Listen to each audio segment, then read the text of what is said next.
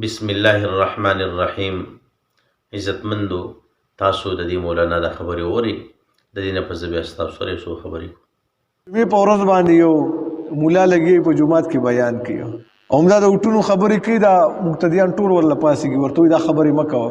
نو الله رب العالمین داسې ذلیله کړي چې کله سړی د الله کتاب پرېږدي که نه، او غریبانان دا مولایان ګرم هم نه دي، بل څه ورځي نه هم د وټونو ورځې دي، بس په همدې خبرې کوي. که د الله کتاب بیانولی نو دغه شیز به نه وي.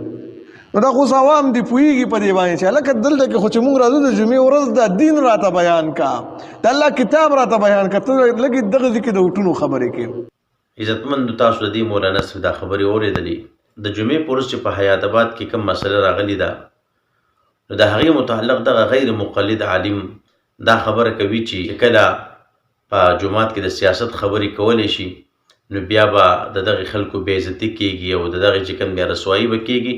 د دې متعلق چې کوم دی خبرې کړي دي، نو زه دغې مولانا صاحب ته یم چې مولانا صاحب ته چې دغلته ناستې او تا به چېرته کېدی شي قرآن پاک کولاو کړی او ته به خلکو ته ترجمه پړاوې، نو ستا څه کار دی چې په جومات کې ته د محراب خواته ناستې او بیا دې چې کوم دی هغه قرآن پاک هم کولاو کړی دی او هلته چې کوم دی تا دغه خبرې چېړې، د دې نه څه فایده شوه؟ ته دا صفا ترجمولې خلکو ته نه کې، ته دغلته چې کوم دی تفسیر ولې نه کې، نو چې ته دلته راځې او ته وایې چې یاره دا چل وشو، ښکته چل وشو او اوټ داسې شو، هغه ملا ښکته شو پورته شو، ستا په دې کې څه کار دی؟ ته په دې کې ولې ګوتې وایې؟ ته ولې دلته فساد خورې؟ پخپله که دا خبرې چېړې خیر دی، او که یو عالم په جومات کې د اوټ شرعي حیثیت بیانوي، دا خبره واضحه کوي چې دیندار او ښه کس دی ورکوي، نو په دې باندې به چې کوم دی خلک راپاسې غوبل به جوړوي.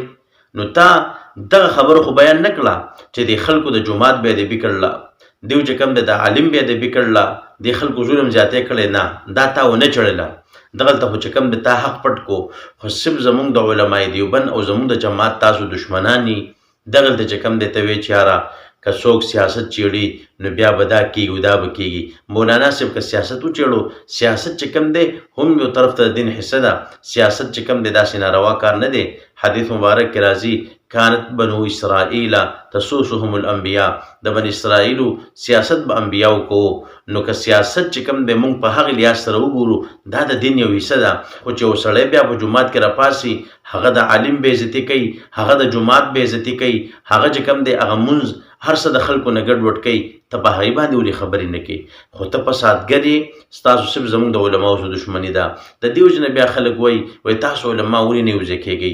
نو چې دا خلک زما د پیړ خلک دی، زما سره چې کوم دی هغه په یو نوم باندې یادېږي، او دا خلک زما خفي وایي، دا خلک زما سپورټ نه کوي، الټه په ما پسې لګیا وي، په ما پسې بکواس کوي او د مخالفینو طرف کوي.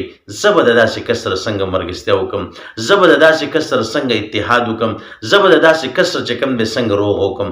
دا هېڅکله هم نشي کېدلی چې کله دا خلک زما بې عزتي کوي، زما د بل عالم بې عزتي کوي او په هغوی پسې خبرې کوي، زما د ده سره اتحاد کېدل، د دې سره متفق کېدل، دا ډېره مشکله خبره ده.